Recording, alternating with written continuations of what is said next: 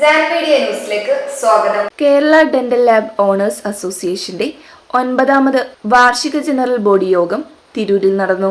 Dental lab മേഖലയിലെ പ്രസക്തിയും നേരിടുന്ന വിവിധ പ്രതിസന്ധികളും സമ്മേളനത്തിൽ ചർച്ചയായി. കൃത്രിമ ദന്ത നിർമ്മാണ രംഗത്ത് പ്രവർത്തിക്കുന്ന ഡെന്റൽ ലാബുകളുടെ കൂട്ടായ്മയായ കേരള ഡെന്റൽ ലാബ് ഓണേഴ്സ് അസോസിയേഷന്റെ 9ാമത് വാർഷിക ജനറൽ ബോഡി യോഗം തിരൂർ ഡിയാങ്കോ കൺവെൻഷൻ സെന്ററിൽ നടന്നു.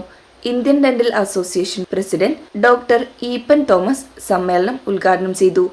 ഡെന്റൽ ലാബ് ഓണേഴ്സ് അസോസിയേഷൻ്റെ ഒരു വാർഷിക ഞങ്ങളുടെ എക്സിക്യൂട്ടീവ് സംസാരിച്ചിട്ട് ലാബുമായിട്ട് തുടങ്ങിയ ആ ഒരു സംഘടന ഈ കഴിഞ്ഞ 9 വർഷത്തിനിടയിൽ കൈവരിച്ച് നേരത്തെ ഇപ്പോൾ ഏതാണ്ട് 200ഓളം ലാബുകളുടെ അംഗത്വം ഈ അസോസിയേഷൻ ഉണ്ടെന്നാണ് മനസ്സിലാകുന്നത്. തീർച്ചയായിട്ടും ഒരു പ്രസ്ഥാനം സംബന്ധിച്ചോളം അതിൻ്റെ അംഗങ്ങളുടെ അംഗബലവും അവരുടെ ആ സംഘടിത ശക്തി സംഘടന കൂട്ടായ്മ തന്നെയാണ് വളർച്ചയ്ക്ക് ഏറ്റവും ഉചിതമായതും അനിവാര്യമായതും.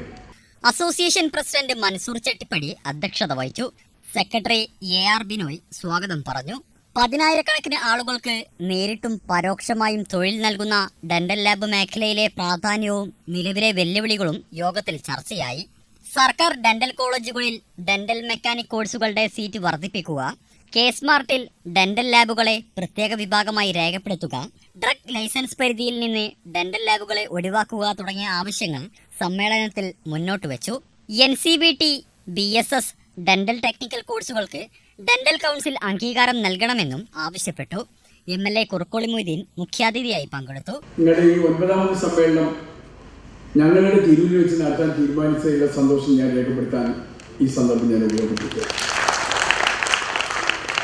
200 അംഗങ്ങളുള്ള എന്നാൽ സംഘടനാ തലത്തിൽ അത്ര മോശമല്ലാത്ത ഈ പ്രസ്ഥാനത്തിൻ്റെ അംഗങ്ങളായി വിവിധ ഭാഗങ്ങളിൽ നിന്നായി തിരൂരിൽ എത്തിച്ചേർന്നത് നിങ്ങളെ ഒരു തിരൂരിക്കാരൻ എന്ന നിലയ്ക്ക് ഞാൻ ഒരിക്കൽ കൂടി സ്വാഗതം ചെയ്യുകയും.